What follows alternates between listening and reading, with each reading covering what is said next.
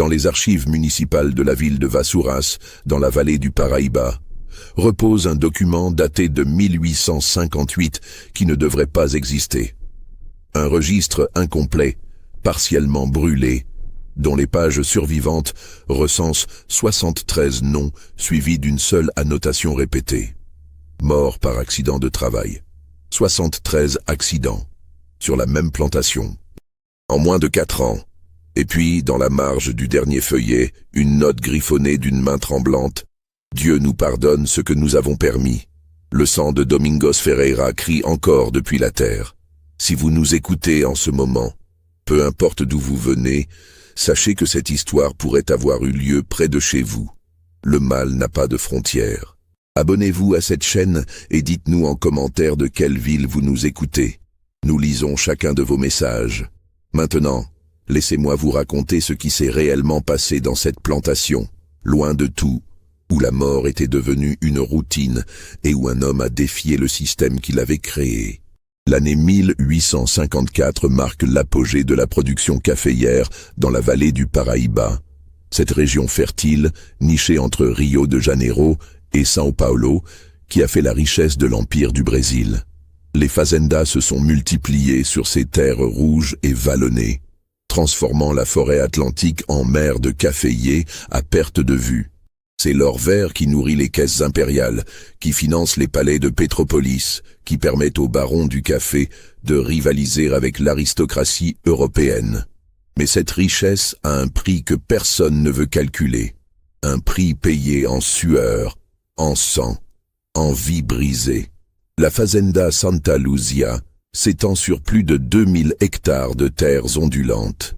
Elle appartient à Joaquim Rodrigues da Costa, un homme de 62 ans qui a fait fortune dans le commerce du café et qui possède près de 400 âmes, comme on dit pudiquement à l'époque, pour désigner les esclaves. C'est une des plus grandes propriétés de la région. Une machine parfaitement huilée qui produit chaque année des tonnes de grains précieux destinés aux marchés européens. Le Senhor da Costa vit la plupart du temps à Rio de Janeiro, dans son élégant sobrado du quartier de Botafogo. Il ne visite sa plantation que 2 ou 3 fois par an, préférant déléguer la gestion quotidienne à des administrateurs de confiance. C'est une pratique courante parmi les grands propriétaires, être physiquement absent tout en restant le maître absolu. Cette distance permet de maintenir l'illusion de la civilisation, de ne pas voir de trop près les rouages sanglants qui produisent leur confort. La fazenda elle-même ressemble à un petit village autonome. La Casa Grande, blanche et imposante avec ses colonnes néoclassiques, domine une place centrale où se dressent la chapelle, l'entrepôt et les bureaux administratifs. Plus loin s'étendent les terreiros, ces vastes espaces pavés où le café est mis à sécher au soleil. Les installations de transformation, les moulins, les greniers, et puis, à bonne distance de la demeure principale, les senzalas, ces longues bâtisses basses où sont parqués les esclaves. Des structures en torchis et bois, sans fenêtres véritables, où règne une chaleur suffocante le jour et une humidité glaciale la nuit. Le paysage environnant est d'une beauté cruelle. Les collines couvertes de caféiers dessinent des vagues vertes jusqu'à l'horizon. La forêt originelle ne subsiste que sur les crêtes les plus escarpées, formant une ligne sombre au loin. Le climat est capricieux. Des pluies torrentielles de décembre à mars, puis une sécheresse qui fendille la terre. La chaleur peut devenir étouffante, particulièrement dans les vallées où l'air stagne. C'est dans ce décor que se joue quotidiennement un drame humain d'une ampleur difficile à concevoir. Près de 400 personnes vivent ici dans une condition qui n'a de nom dans aucune langue civilisée.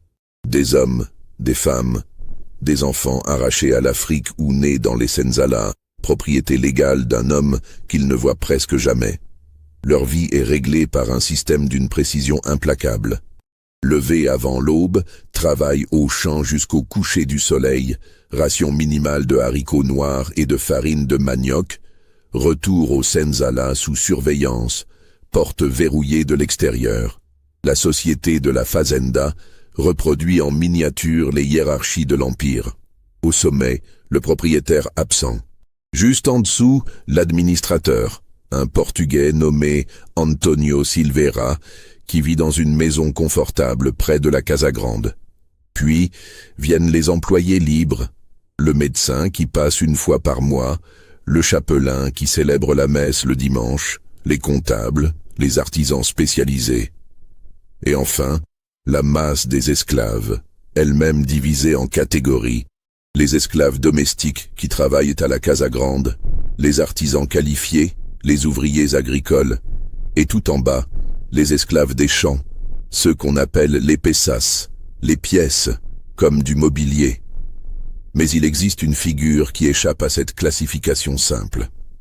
Une fonction qui concentre tous les paradoxes et toutes les horreurs du système. Le feitor, le contremaître. C'est lui qui maintient l'ordre, qui surveille le travail, qui distribue les punitions. Et souvent, c'est un esclave lui-même, ou un ancien esclave affranchi. Un homme qui a connu l'oppression, et qui devient l'instrument de l'oppression. Un homme qui doit sa position précaire à sa capacité à terroriser ses semblables. En 1854, le feitor de la Fazenda Santa Luzia s'appelle Domingos Ferreira, et c'est le nom qui inspire le plus de terreur dans toute la vallée du Paraíba. Le premier mort officiel survient en avril 1854, selon les registres qui subsistent. Un homme nommé Thomas, 28 ans, mort suite à une chute dans le moulin. Le prêtre note l'accident dans son livre paroissial, le médecin signe un certificat.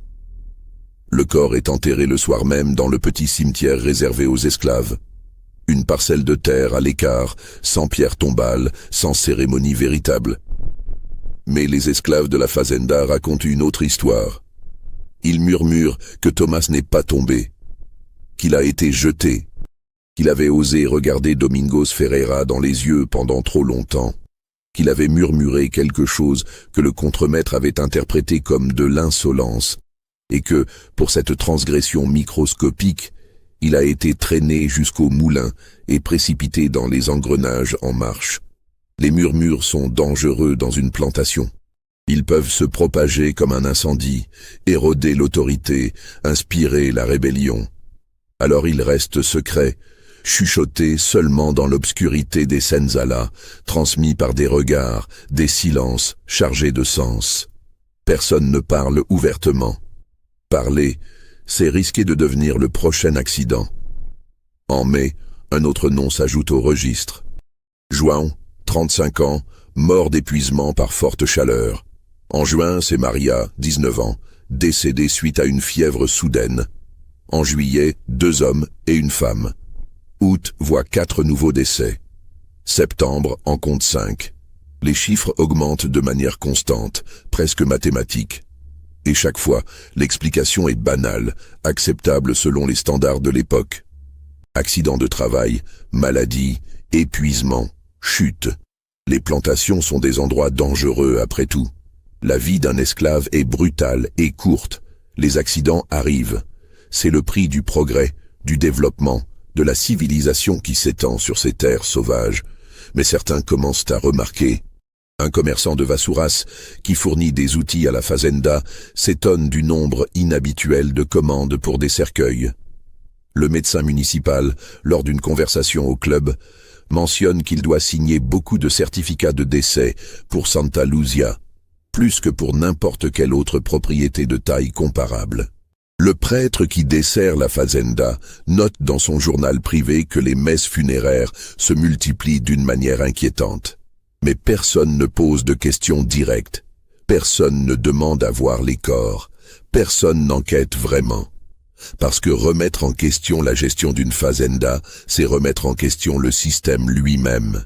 Et le système enrichit trop de gens, emploie trop de monde, structure trop complètement la société pour qu'on le remette en cause. Le seigneur d'Acosta, quand on lui fait rapport lors de ses brèves visites, hoche la tête avec une expression contrariée. C'est regrettable, bien sûr, mais Ferreira maintient l'ordre et la production n'a jamais été aussi élevée. Nous ne pouvons pas nous permettre de mollesse en ces temps difficiles. La production, toujours la production. Les chiffres qui comptent sont ceux des sacs de café expédiés à Rio, pas ceux des corps enterrés sans cérémonie. Antonio Silveira, l'administrateur, tient des comptes méticuleux. Il note chaque décès, calcule les pertes en termes de capital, ajuste ses prévisions de rendement. C'est un homme pratique qui comprend que le système repose sur un équilibre délicat. Assez de terreur pour maintenir la soumission, mais pas au point de détruire complètement la force de travail. Il regarde les chiffres de mortalité avec un froncement de sourcils, mais il regarde aussi les chiffres de production, et ces derniers sont excellents. Ferreira a la main lourde, c'est vrai, dit-il au propriétaire lors d'une de ses visites. Mais il obtient des résultats. Les esclaves travaillent sans rechigner. Il n'y a pas de révolte, pas de fuite, pas de sabotage. La discipline est parfaite. Et c'est vrai, la discipline est parfaite. D'une perfection qui glace le sang. Les esclaves de Santa Luzia se déplacent comme des ombres silencieuses. Ils ne chantent pas pendant le travail, contrairement à d'autres plantations où les chants rythment la journée. Ils ne se plaignent pas. Ils ne se regardent presque pas entre eux. Chacun est replié sur lui-même, enfermé dans une bulle de terreur privée. Car Domingos Ferreira a compris quelque chose que beaucoup d'autres contremaîtres n'ont pas compris. La terreur la plus efficace est celle qui est imprévisible. Il ne punit pas seulement les fautes réelles. Il punit les fautes imaginaires, les intentions présumées, les pensées qu'il prétend lire dans les yeux. Il frappe au hasard, selon son humeur, créant une atmosphère où personne ne se sent jamais en sécurité, où la survie semble dépendre du pur hasard. Un esclave peut travailler parfaitement pendant des semaines, puis recevoir une correction brutale pour un regard mal interprété. Un autre peut commettre une erreur mineure et ne recevoir qu'un avertissement verbal. Cette incohérence est calculée. Elle brise la capacité à anticiper, à planifier, à développer des stratégies de survie. Elle réduit chaque personne à un état de vigilance épuisante et permanente. Les punitions physiques sont fréquentes et publiques. Le tronc, cette structure de bois où l'esclave est attaché pour recevoir le fouet, est utilisé presque quotidiennement. Mais Ferreira a développé des méthodes plus subtiles, plus psychologiques. Il sépare les familles, vendant soudainement un enfant ou un conjoint à une autre fazenda sans explication. Il force les gens à se dénoncer mutuellement, créant une atmosphère de suspicion généralisée. Il organise des châtiments collectifs pour les fautes individuelles, garantissant que personne ne peut se sentir solidaire de personne d'autre sans risquer sa propre peau. Et les morts continuent. Officiellement, ce sont des accidents, mais dans les Sensala, on sait. On sait que Fernando n'est pas mort d'une morsure de serpent, mais qu'il a été battu à mort pour avoir osé demander un peu plus de nourriture. On sait que Catarina ne s'est pas noyée en lavant du linge à la rivière, mais qu'elle a été maintenue sous l'eau jusqu'à ce qu'elle cesse de se débattre. On sait que Miguel n'est pas mort d'une chute de cheval, mais qu'il a été traîné derrière l'animal pendant des kilomètres. Mais savoir et pouvoir agir sont deux choses différentes. Dans l'univers clos de la fazenda, il n'y a pas d'appel possible, pas d'autorité supérieure à qui se plaindre. Le propriétaire est à Rio. L'administrateur ferme les yeux. Le prêtre se contente de prier pour les âmes. Les autres employés libres ont appris à ne rien voir, ne rien entendre. Et puis, quelque chose change. Un murmure différent commence à circuler dans les Senzala. Un nom prononcé avec un mélange de crainte et d'espoir. Benedito. Benedito arrive à la Fazenda Santa Luzia en novembre 1854, par un après-midi lourd où le ciel est chargé de nuages d'orage. Il fait partie d'un lot de 30 esclaves, achetés lors d'une vente aux enchères à Rio de Janeiro, des hommes et des femmes provenant d'une fazenda de la région de Campos do Goitacazes, qui a fait faillite suite à une série de mauvaises récoltes. Les nouveaux arrivants descendent du chariot qui les a transportés, enchaînés les uns aux autres, épuisés par plusieurs jours de voyage sur des routes chaotiques. La plupart ont l'air brisés, le regard vide de ceux qui ont déjà abandonné tout espoir. Ils sont jeunes pour la plupart, sélectionnés pour leur force de travail potentielle. Antonio Silveira les inspecte avec l'œil d'un acheteur de bétail, vérifiant les dents, palpant les muscles, notant mentalement qui sera affecté au champ et qui pourrait avoir des compétences utiles. Benedito est le dernier de la file. Il mesure près de 1,90 m, une taille imposante pour l'époque. Sa peau est d'un noir profond qui suggère une origine africaine récente, peut-être de deuxième génération. Il a environ 35 ans, estime Silveira, et son corps porte les cicatrices de nombreux châtiments. Des marques de fouet qui zèbrent son dos, une brûlure ancienne sur l'épaule gauche, une estafilade qui traverse son sourcil droit. Mais ce qui frappe le plus, c'est son regard, où les autres baissent les yeux, lui regardent droit devant lui. Pas avec insolence, pas avec défi, mais avec une intensité tranquille qui met mal à l'aise. Celui-là, il va poser problème, marmonne Silveira à son assistant. Mets-le directement sous la surveillance de Ferreira, il faut le briser rapidement. Les nouveaux esclaves sont conduits vers les senzalas. C'est là que Benedito voit pour la première fois l'environnement qui sera sa prison. Les longues bâtisses basses, les portes étroites, l'odeur qui émane de l'intérieur, mélange de sueur, de fumée et de désespoir. Et c'est là qu'il voit pour la première fois Domingos Ferreira. Le contremaître est en train de superviser la distribution du repas du soir, une tâche qu'il accomplit personnellement pour maintenir son contrôle sur chaque aspect de la vie des esclaves. C'est un homme de taille moyenne, peut-être 45 ans, avec une musculature nouée par des années de travail physique. Sa peau est claire, presque blanche, ce qui suggère un métissage ancien. Il porte des vêtements simples mais de meilleure qualité que ceux des esclaves. Une chemise de coton, un pantalon de toile, des bottes de cuir. À sa ceinture pend un fouet de cuir tressé, usé par l'usage fréquent. Ce qui frappe chez Ferreira, c'est l'expression de son visage. Ce n'est pas de la cruauté flamboyante, pas de la rage visible. C'est quelque chose de plus froid, de plus calculé. Une sorte de détachement clinique, comme s'il observait des insectes plutôt que des êtres humains. Ses yeux sont d'un brun presque noir, et il semble toujours en train d'évaluer, de mesurer, de chercher les faiblesses. Quand il voit Benedito, il s'arrête un instant. Les deux hommes se regardent. Le silence s'étire, chargé d'électricité. Tous ceux qui sont présents sentent que quelque chose de significatif est en train de se passer, même s'ils ne peuvent pas encore dire quoi. Puis Ferreira sourit. Un sourire fin, presque amusé. « Ah, un grand », dit-il en portugais, avec un accent qui trahit ses origines populaires. « J'aime les grands. Ils font plus de bruit quand ils tombent. » Il s'approche de Benedito, tournant autour de lui comme un prédateur évaluant sa proie. « Tu as l'air fort, tu as l'air de celui qui se croit important, tu as l'air de celui qui pense qu'il peut résister. » Il s'arrête devant lui, levant légèrement le menton pour compenser la différence de taille. « Laisse-moi t'expliquer comment les choses fonctionnent ici, grand homme. Ici, tu n'es rien. Moins que rien. Tu es une peça, une pièce de propriété. Et moi, je suis celui qui décide si cette pièce reste entière ou si elle se brise. » Benedito ne dit rien. Il ne baisse pas les yeux non plus. Son visage reste parfaitement neutre, sans expression. Cette absence de réaction semble irriter Ferreira plus qu'une réponse insolente ne l'aurait fait. « Tu ne parles pas?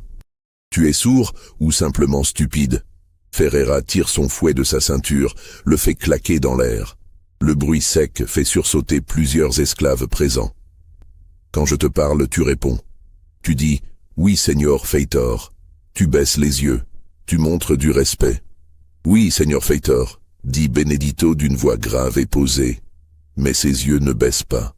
Il reste fixé sur un point au-dessus de l'épaule de Ferreira, techniquement obéissant, mais refusant la soumission complète. C'est une insolence subtile, presque imperceptible, mais Ferreira la sent. Et quelque chose dans cette résistance microscopique allume en lui une rage froide. « Tu vas apprendre », dit-il à voix basse. « Je te le promets. Tu vas apprendre ou tu vas rejoindre les autres dans le cimetière.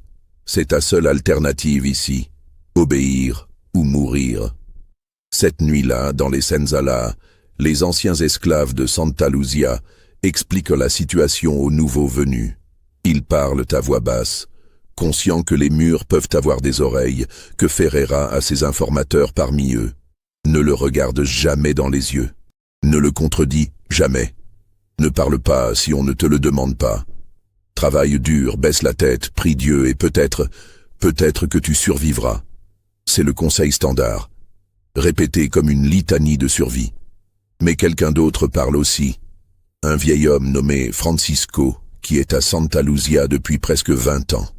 Le nouveau, celui qu'ils appellent Benedito. Il faut qu'il sache.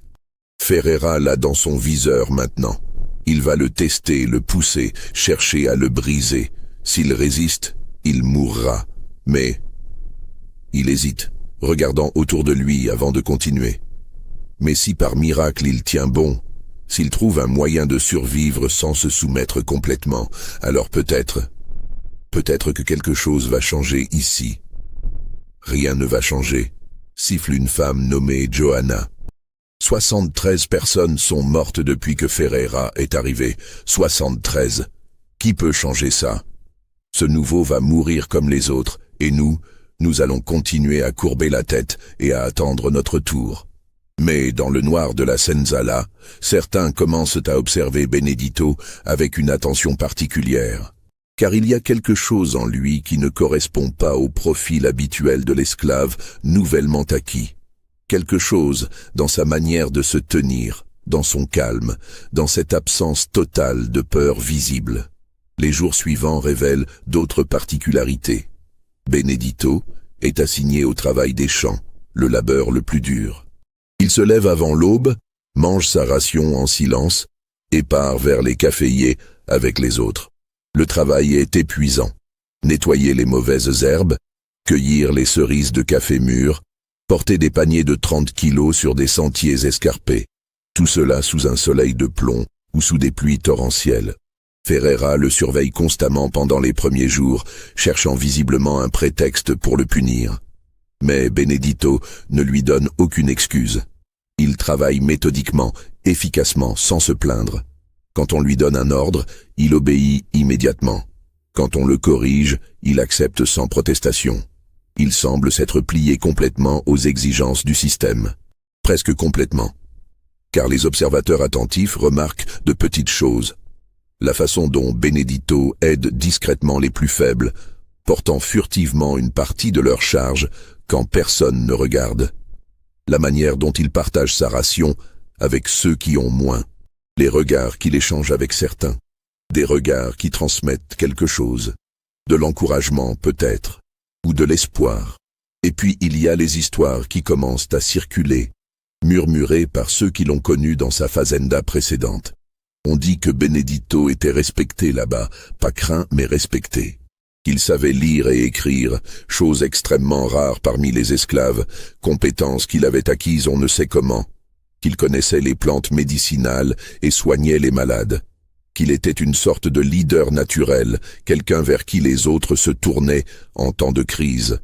On raconte aussi qu'il avait essayé de s'échapper plusieurs fois, qu'il avait passé des mois dans les forêts, qu'il connaissait les chemins secrets vers les quilombos, ces communautés d'esclaves fugitifs cachés dans les montagnes, mais qu'il était toujours revenu se rendre volontairement, pas par peur mais pour protéger d'autres personnes qui auraient souffert de sa fuite. Les cicatrices sur son corps témoignent des punitions reçues pour ses tentatives. Si ces histoires sont vraies, elles expliquent pourquoi il inspire une crainte différente de celle qu'inspire Ferreira. Ferreira inspire la terreur de la violence arbitraire, la peur de la mort soudaine. Benedito inspire quelque chose de plus complexe. Une crainte mêlée de respect, la reconnaissance d'une force qui ne s'est jamais complètement soumise malgré toutes les tentatives pour la briser. Ferreira sent tout cela, même s'il ne peut pas l'articuler précisément.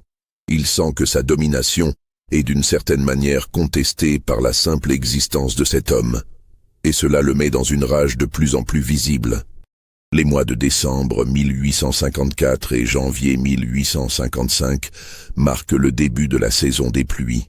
Le ciel se charge presque quotidiennement de nuages noirs. Les averses tombent avec une violence qui transforme les chemins en torrents de boue. Le travail devient encore plus pénible. Récolter sous la pluie, réparer les terreiros inondés, protéger les récoltes de l'humidité excessive. C'est aussi pendant cette période que la mortalité à Santa Luzia atteint des sommets inquiétants. En décembre, 8 esclaves meurent. En janvier, 11. Les registres parlent de pneumonie, de fièvre, de noyade dans la rivière en crue. Mais les murmures dans les senzalas parlent d'autre chose. De punitions qui ont mal tourné, d'exécutions déguisées, de gens qu'on laisse dehors toute la nuit sous la pluie comme châtiment jusqu'à ce qu'ils meurent de froid et d'épuisement. Antonio Silveira commence à exprimer ouvertement ses inquiétudes. La mortalité excessive affecte maintenant les résultats de la fazenda. Remplacer des esclaves coûte cher, et avec les pressions internationales croissantes contre la traite, les prix augmentent. Il écrit au Señor d'Acosta, suggérant diplomatiquement qu'il serait peut-être temps de modérer certaines méthodes disciplinaires. Mais d'Acosta répond que la production reste excellente et que maintenir l'ordre est primordial.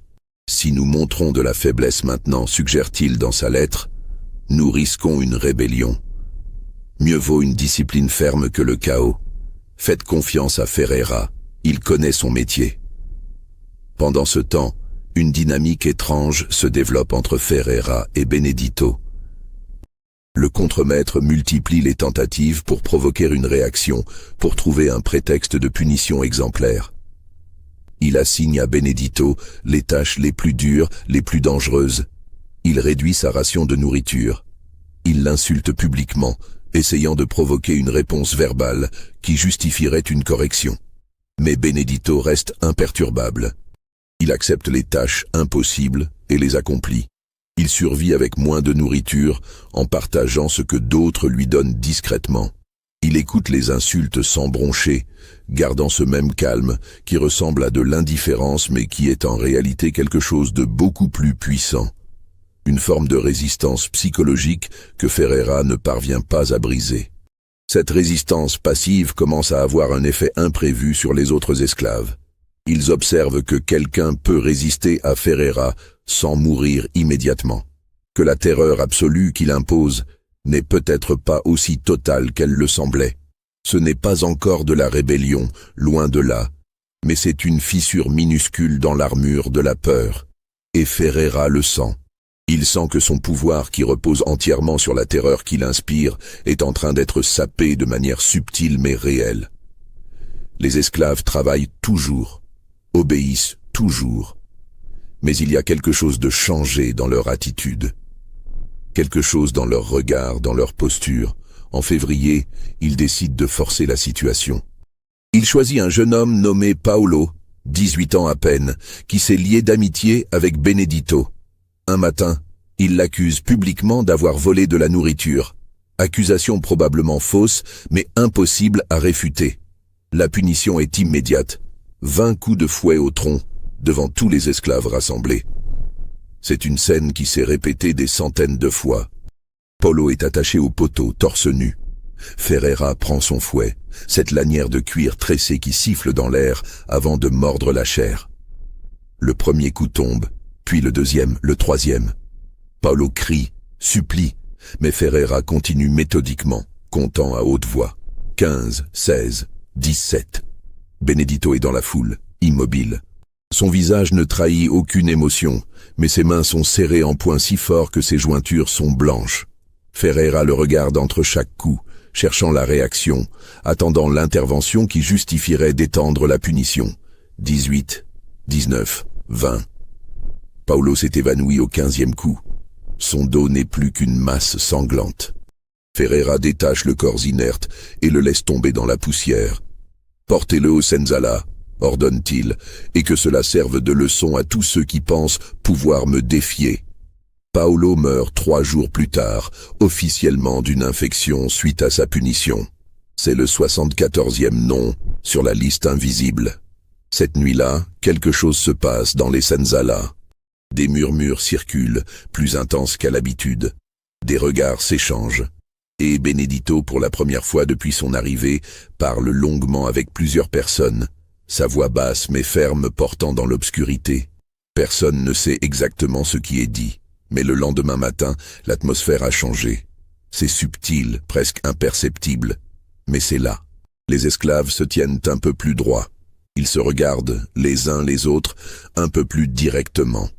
Il y a quelque chose dans l'air, une tension nouvelle qui n'est plus seulement de la peur. Ferreira le sent immédiatement. Son instinct de prédateur détecte le changement. Et il comprend que Benedito en est la cause, même s'il ne peut pas encore prouver de rébellion ouverte. Mars 1855 apporte une chaleur étouffante et une sécheresse précoce. Les pluies se sont arrêtées brusquement, laissant la terre craquelée et poussiéreuse. Le travail au champ devient un calvaire, sous un soleil qui semble vouloir calciner tout ce qui bouge. L'eau se fait rare, rationnée strictement. Les tensions montent dans toute la fazenda. C'est dans ce contexte que Ferreira intensifie sa campagne contre Benedito. Il semble obsédé par l'idée de le briser, comme si sa propre position dépendait de cette victoire symbolique. Les punitions se multiplient pour des fautes de plus en plus mineures. Un regard mal interprété, 10 coups de fouet. Un panier rempli à 98% au lieu de 100%. Une journée sans nourriture. Un mot murmuré à un compagnon. Une nuit entière au tronc sous le soleil. Benedito endure tout. Son corps porte maintenant de nouvelles cicatrices. Sa peau est brûlée par les heures d'exposition forcée au soleil. Ses côtes sont de plus en plus visibles sous la peau tellement la nourriture est rationnée. Mais il ne se plie pas. Il ne supplie pas. Il ne baisse pas ce regard tranquille qui met Ferreira hors de lui. Et ce qui rend le contremaître encore plus furieux, c'est que les autres esclaves commencent à changer. Pas de manière dramatique, pas avec des actes de rébellion ouvertes, mais ils commencent à s'entraider plus ouvertement, à partager leurs maigres ressources, à résister de petites manières, travailler plus lentement, faire semblant de ne pas comprendre les ordres, commettre de minuscules sabotages qui peuvent passer pour des accidents.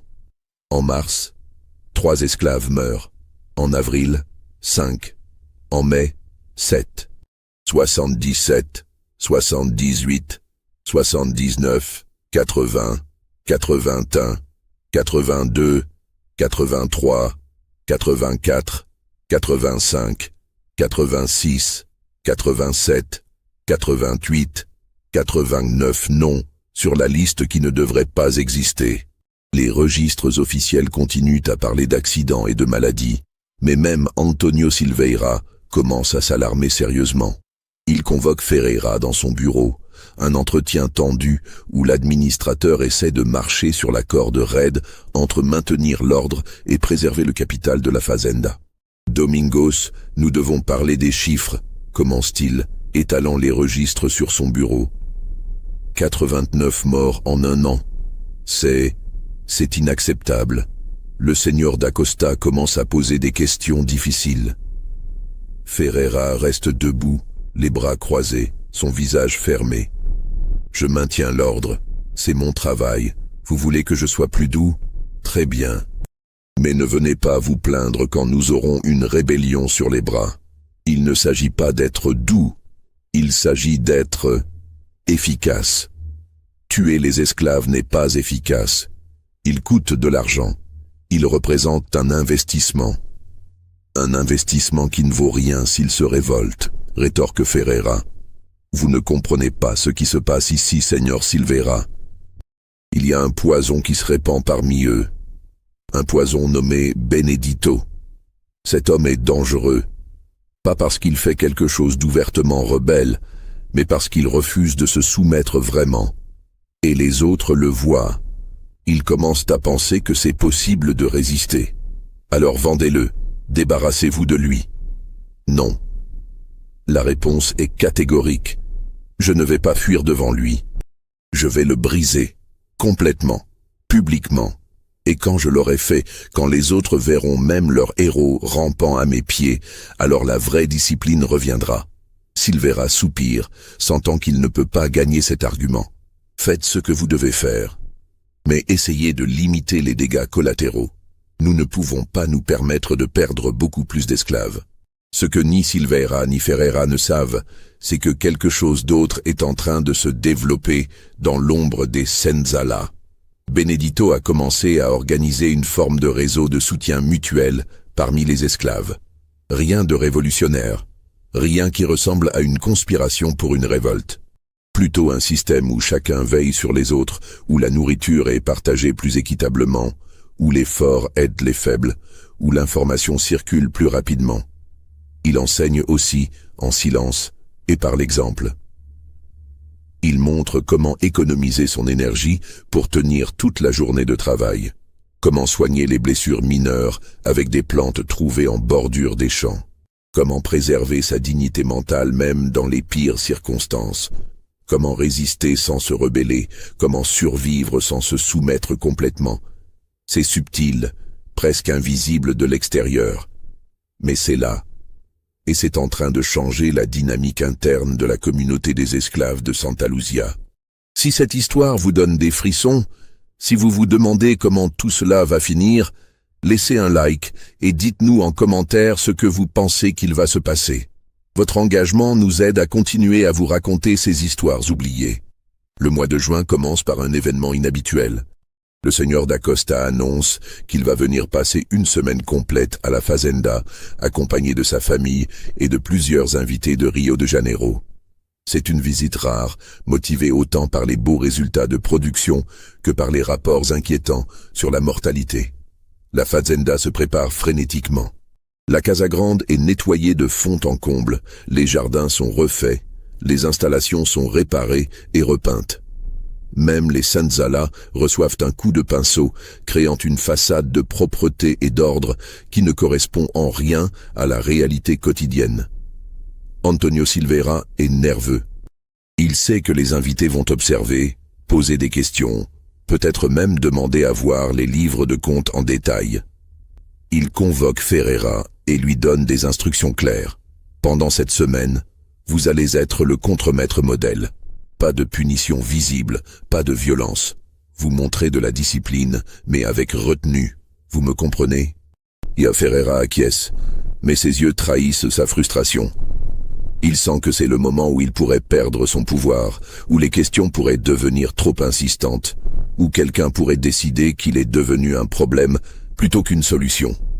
La famille d'Acosta arrive le 3 juin. Le patriarche est accompagné de son épouse Donna Amelia, une femme élégante dans la cinquantaine, de leurs 3 enfants adultes et de 2 couples d'amis venus de la capitale. Ils apportent avec eux l'atmosphère de Rio, les dernières nouvelles de la cour impériale, les ragots de la haute société. Les premiers jours se passent bien. Les invités visitent les installations, admirent les caféiers à perte de vue, assistent à des démonstrations de transformation du café. Le soir, il y a des dîners raffinés, de la musique, des conversations sur la politique et l'économie. Les esclaves domestiques servent en silence, presque invisibles dans leur efficacité. Mais Donna Amelia remarque quelque chose. Elle est plus observatrice que son mari, plus attentive aux détails humains. Elle voit la tension dans les épaules des esclaves domestiques. Elle note le silence absolu pendant le service. Elle observe les regards furtifs, la manière dont ils semblent terrorisés par la simple présence de Ferreira, qui passe régulièrement près de la Casa Grande. Le 5e jour, elle demande à son mari si elle peut visiter les senzala et l'infirmerie. C'est une requête inhabituelle, mais qui correspond à ses intérêts philanthropiques. Elle fait partie de ces femmes de la haute société qui s'intéressent à l'amélioration des conditions de vie des esclaves, dans une perspective paternaliste et religieuse. Silveira ne peut pas refuser, mais il organise la visite avec soin, s'assurant que tout est présentable, que seuls les esclaves les plus présentables seront visibles. Ferreira accompagne le groupe, son visage un masque de politesse professionnelle. C'est dans l'infirmerie, une petite pièce annexe d'une des senzala, que Donna Amelia voit Benedito pour la première fois. Il est allongé sur un lit de fortune, récupérant d'une punition récente qu'il a laissée avec des côtes fêlées. Le médecin de la Fazenda est en train d'examiner un autre patient, et personne n'a pensé à cacher Benedito. Donna Amelia s'arrête net en le voyant. Les cicatrices sur son torse, les marques fraîches, l'état de maigreur avancé. « Mon Dieu !» murmure-t-elle. « Qu'est-ce qui lui est arrivé ?»« Un accident de travail, Señora » répond rapidement Ferreira. « Il est tombé d'un chariot. Nous prenons soin de lui. » Mais Donna Amelia n'est pas stupide. Elle voit les marques de fouet, Reconnaît les signes de malnutrition délibérée. Ces marques ne ressemblent pas à des blessures de chute, dit-elle, sa voix devenant plus froide. Elles ressemblent à des punitions. Un silence tendu s'installe. Silveira intervient rapidement. « Señora, peut-être devrions-nous retourner à la Casa Grande. Le soleil est très fort. » Mais quelque chose dans le regard de Benedito a captivé Donna Amelia. Malgré son état, malgré la douleur évidente, ses yeux sont clairs, alertes. Et il y a dans son expression quelque chose qui ne correspond pas à l'image de l'esclave brisé. C'est une dignité qui ne devrait pas exister dans ce contexte. « Comment vous appelez-vous » demande-t-elle directement à Benedito. Il y a une hésitation. Les règles sociales sont claires. Un esclave ne parle pas à une dame de la haute société sans permission. Mais Donna Amelia a posé la question directement, créant une situation ambiguë. « Benedito, señora » répond-il finalement, sa voix basse mais ferme. « Depuis combien de temps êtes-vous ici, Benedito » ? « 7 mois, señora. »« Et ces blessures sont-elles fréquentes ?» Avant que Benedito ne puisse répondre, Ferreira intervient sèchement. « Señora, avec tout le respect que je dois vous demander de ne pas interroger les esclaves. Cela crée de la confusion dans la hiérarchie. Ils doivent savoir qu'ils ne peuvent parler qu'aux personnes autorisées. » Donna Amelia se tourne vers lui, et il y a de l'acier dans son regard. « Monsieur Ferreira, je suis l'épouse du propriétaire de cette fazenda. Je peux parler à qui je veux. » Puis, elle se retourne vers Benedito. « Répondez à ma question. » Benedito la regarde, et dans cet instant, une décision se prend. Il pourrait mentir, dire que tout va bien, préserver l'illusion. Ou il pourrait dire la vérité, sachant que cela pourrait lui coûter la vie, mais pourrait aussi changer quelque chose. « Les blessures sont fréquentes pour beaucoup d'entre nous, señora, » dit-il calmement. 89 personnes sont mortes depuis que je suis arrivé, officiellement d'accident, mais... Ça suffit. La voix de Ferreira claque comme un fouet. Cet esclave ment. Il est connu pour être un agitateur, pour inventer des histoires. Ne l'écoutez pas, señora. Mais le mal est fait. Donna Amelia a entendu le chiffre. 89 morts en 7 mois. Son visage pâlit. Est-ce vrai, Señor Silveira? 89. Silveira est pris au piège. Il ne peut pas mentir directement à l'épouse du propriétaire, mais la vérité est catastrophique. Les chiffres sont élevés, oui, mais il faut comprendre le contexte. Le maintien de l'ordre requiert 89 personnes, répète-t-elle, sa voix montant.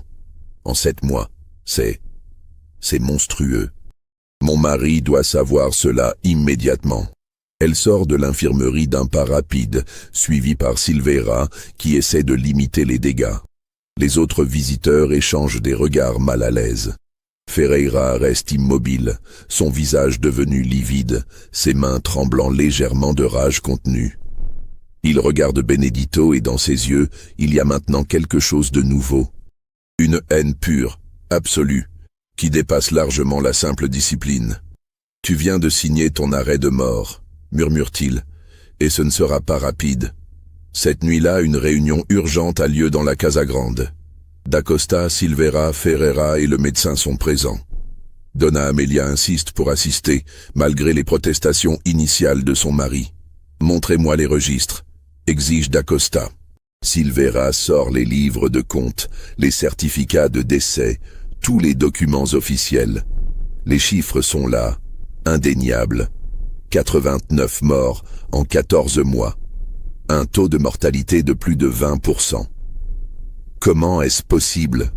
demande d'Acosta, sa voix dure. « Comment avez-vous pu laisser cela se produire ?»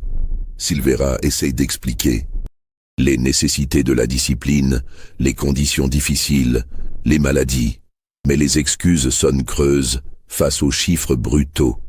Ferreira, lui, contre-attaque. Vous vouliez de la production. Vous l'avez eu. Les chiffres de café sont les meilleurs de la région.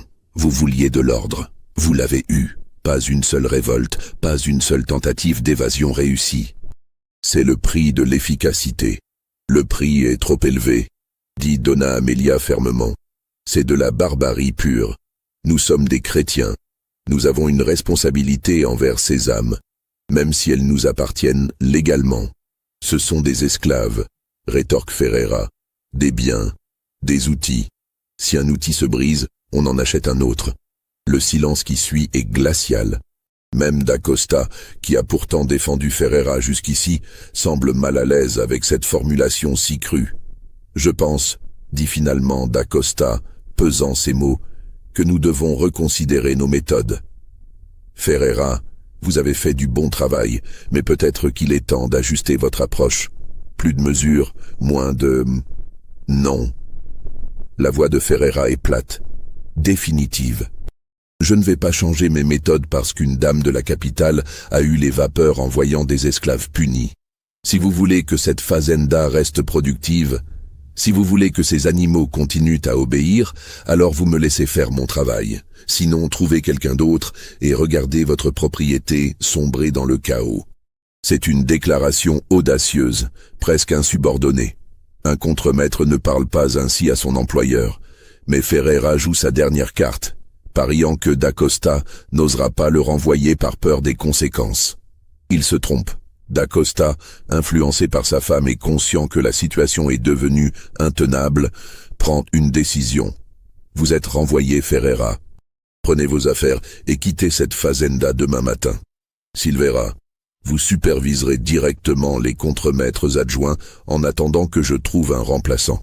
Le visage de Ferreira devient cramoisi. Vous faites une erreur, dit-il d'une voix basse et menaçante. Une grosse erreur, mais très bien. Je pars. Mais avant de partir, j'ai une dernière chose à faire. Un dernier devoir, en tant que contremaître de cette fazenda. Il sort de la Casa Grande avant que quiconque puisse réagir, se dirigeant d'un pas rapide vers les Senzala. Da Costa et Silveira échangent un regard inquiet et se précipitent à sa suite, comprenant trop tard ce qui va se passer. Ferreira arrive au Senzala comme un ouragan. Il porte son fouet à la ceinture et un gourdin à la main. Les esclaves, qui étaient en train de prendre leur maigre repas du soir, se figent en le voyant. Il y a quelque chose dans son expression, dans sa démarche, qui annonce une violence imminente. « Benedito » rugit-il, « sors de là, maintenant !» Benedito apparaît à l'entrée de la Senzala. Il se tient droit malgré ses côtes fêlées, malgré la faiblesse causée par les privations. Les deux hommes se font face dans la lumière déclinante du soir, entourés par un cercle grandissant d'esclaves et d'employés, attirés par les cris. « Tu as détruit ma vie », dit Ferreira, sa voix tremblant de rage. « Tu es arrivé ici avec ton attitude, ton refus de te plier, et tu as tout gâché. Eh bien, tu vas payer pour ça. Tu vas payer pour chaque mort, pour chaque problème, pour chaque moment où tu as osé me regarder comme si j'étais ton égal. » « Je ne vous ai jamais regardé comme mon égal, » répond Benedito calmement. « Je vous ai regardé comme un homme qui a oublié qu'il était humain, comme quelqu'un qui s'est transformé en monstre en pensant que c'était de la force. » La foule retient son souffle. Personne n'a jamais parlé ainsi à Ferreira. C'est une insubordination totale, un défi direct qui dans le système de la plantation équivaut à une sentence de mort. Ferreira lève son gourdin. « Je vais te briser. » Lentement, et quand tu seras à genoux, suppliant, pleurant comme tous les autres, alors seulement je te tuerai. Il se lance en avant, frappant avec une force née de mois de frustration accumulée. Benedito essaie d'esquiver, mais ses côtes blessées le ralentissent. Le gourdin le frappe à l'épaule, un coup assommant qui le fait vaciller. Ferreira frappe à nouveau, visant la tête. Mais cette fois, Benedito attrape le gourdin en plein vol. Ses mains se referment sur le bois, et malgré la douleur, malgré la faiblesse, il tient bon. Les deux hommes luttent pour le contrôle de l'arme, leur visage à quelques centimètres l'un de l'autre. « Lâche ça !» gronde Ferreira. « Tu ne fais qu'empirer les choses. »« Non !» dit Benedito. « Plus maintenant, plus jamais. » Il tire brusquement le gourdin, déséquilibrant Ferreira. Puis, dans un mouvement fluide né d'années de travail physique intense, il arrache l'arme des mains du contremaître et la jette au loin. Ferreira recule, surpris. Pour la première fois en des années, il fait face à quelqu'un qui refuse de se soumettre, qui peut et va se défendre. Et il réalise qu'il est devant tous les esclaves de la fazenda, devant Silveira et d'Acosta qui viennent d'arriver en courant et qu'il est en train de perdre ce combat. Il tire son fouet, le fait claquer dans l'air. Arrière, reculez tous ou je. Ou vous quoi? La voix vient de la foule des esclaves. C'est Francisco, le vieil homme qui a accueilli Benedito à son arrivée. Vous allez nous tuer? Vous nous tuez déjà. Vous avez tué 89 d'entre nous. Qu'est-ce qui nous retient encore? Un murmure parcourt la foule. D'autres voix s'élèvent, timidement d'abord, puis avec plus de force. Des noms sont prononcés. Les noms des morts. Une litanie qui gonfle comme une vague. Thomas, João, Maria, Fernando, Catarina, Paolo. 73 noms sont scandés, 73 vies rappelées à la mémoire collective. Et avec chaque nom, la foule se rapproche imperceptiblement de Ferreira, qui recule maintenant vers la Casa Grande. D'Acosta comprend que la situation est en train de basculer vers quelque chose de dangereux, de potentiellement catastrophique. « Arrêtez !» crie-t-il avec toute l'autorité de sa position. « Arrêtez immédiatement! Tous dans les sensalas! Ferreira, vous partez ce soir, pas demain. Maintenant, Silveira, allez chercher ses affaires. » Mais Ferreira ne veut pas partir. Il veut sa revanche. Il se retourne vers Benedito, le fouet levé, et frappe. La lanière de cuir siffle dans l'air et s'enroule autour du bras de Benedito. Ferreira tire, essayant de le déséquilibrer, de le traîner au sol pour le frapper jusqu'à ce que mort s'ensuive. Ce qui se passe ensuite devient flou dans les témoignages. Certains disent que Benedito a simplement tenu bon, que ses pieds sont restés plantés dans le sol comme des racines. D'autres disent qu'il a tiré sur le fouet avec une telle force que Ferreira a été projeté en avant. D'autres encore parlent d'autres esclaves qui ont saisi le contremaître, l'ont immobilisé, l'ont empêché de continuer son attaque. Ce qui est certain, c'est que Ferreira se retrouve au sol, désarmé, entouré d'une foule silencieuse d'esclaves dont les visages ne trahissent aucune émotion. Et pour la première fois de sa vie d'adulte, il ressent quelque chose qu'il n'a jamais ressenti. La peur. La peur pure et viscérale d'un homme qui comprend qu'il a poussé trop loin, qui réalise qu'il est seul face à des centaines de personnes qu'il a torturées pendant des années et qui n'ont maintenant plus rien à perdre. « Ne le touchez pas », dit Benedito, sa voix portant dans le silence. « Nous ne sommes pas comme lui. Nous n'allons pas devenir des monstres pour combattre un monstre. » Il tend la main vers Ferreira, l'aidant à se relever. C'est un geste d'une puissance symbolique énorme, un refus de descendre au niveau de son oppresseur. Ferreira se remet debout, tremblant, humilié, vaincu non par la violence, mais par la dignité de celui qu'il pensait avoir brisé. « Partez », dit Benedito, « et ne revenez jamais. » Ferreira part dans la nuit, escorté par Silveira jusqu'aux limites de la propriété. Il ne reviendra jamais. Les registres municipaux indiquent qu'il quittera la région peu après, disparaissant dans l'anonymat des villes côtières. Certains disent qu'il est mort quelques années plus tard dans la misère, d'autres qu'il a recommencé ailleurs, sous un autre nom. Personne ne sait vraiment. Les semaines qui suivent le départ de Ferreira sont étranges. D'Acosta reste plus longtemps que prévu à la fazenda, supervisant personnellement la transition.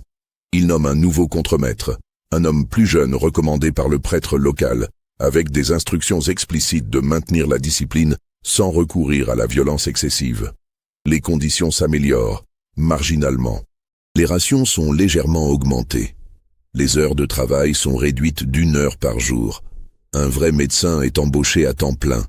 Les punitions physiques ne sont autorisées que dans des cas extrêmes et avec l'approbation de l'administrateur. C'est encore l'esclavage. C'est encore l'oppression, l'exploitation, l'injustice fondamentale d'un système où des êtres humains sont traités comme des biens. Mais c'est légèrement moins brutal qu'avant. Les morts cessent d'être quotidiennes. La terreur constante se transforme en une vigilance plus normale, plus supportable. Benedito reste à la fazenda. Il devient une sorte de leader informel parmi les esclaves, quelqu'un que les autres écoutent, respectent. Il continue à organiser discrètement des systèmes de soutien mutuel, à enseigner, à maintenir vivante l'idée qu'être esclave ne signifie pas abandonner son humanité. En 1858, 3 ans après les événements, les archives mentionnent que Benedito a reçu sa lettre d'affranchissement. Les circonstances exactes ne sont pas claires. Certains documents suggèrent qu'il a acheté sa liberté avec de l'argent économisé mystérieusement.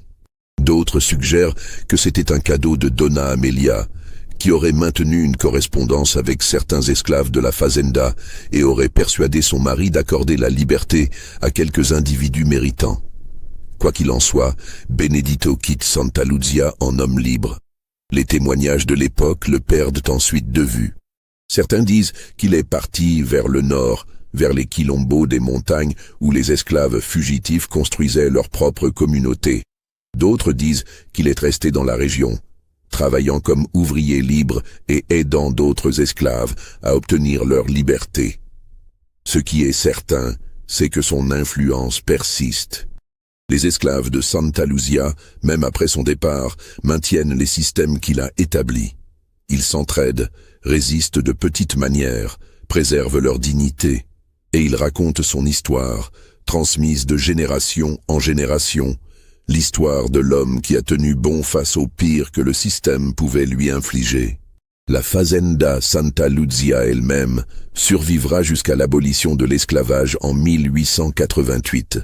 Quand la loi Auréa est promulguée, libérant tous les esclaves du Brésil, la propriété emploie encore près de 300 personnes en esclavage. Beaucoup resteront travailler comme ouvriers salariés, n'ayant nulle part où aller. D'autres partiront chercher une nouvelle vie ailleurs. Aujourd'hui, la fazenda n'existe plus. Les bâtiments ont été détruits ou sont tombés en ruine. La forêt a repris ses droits sur les anciens champs de café. Il ne reste que quelques fondations de pierre et ce petit cimetière à l'écart où sont enterrés les esclaves morts pendant la période de production. Aucune pierre tombale ne marque leur sépulture. Leurs noms sont oubliés de tous, sauf des archives poussiéreuses. Mais le document incomplet, celui qui recense les 73 noms avec la même annotation répétée, celui avec la note griffonnée dans la marge, celui-là survit. Enfoui dans les archives municipales de Vassouras, attendant qu'un chercheur le découvre, se demandant ce qui a pu se passer pour qu'un contremaître tue autant de personnes en si peu de temps, et ce qui a pu le pousser à affronter finalement l'esclave le plus redouté de la plantation.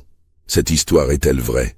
Les archives existent, les dates correspondent à des périodes réelles de l'histoire du Brésil, et les pratiques décrites étaient malheureusement communes dans les plantations de la vallée du Paraíba. Mais Benedito a-t-il vraiment existé? Ferreira était-il un homme réel ou une synthèse de plusieurs contremaîtres brutaux? Les 73 noms sont-ils une exagération ou une sous-estimation?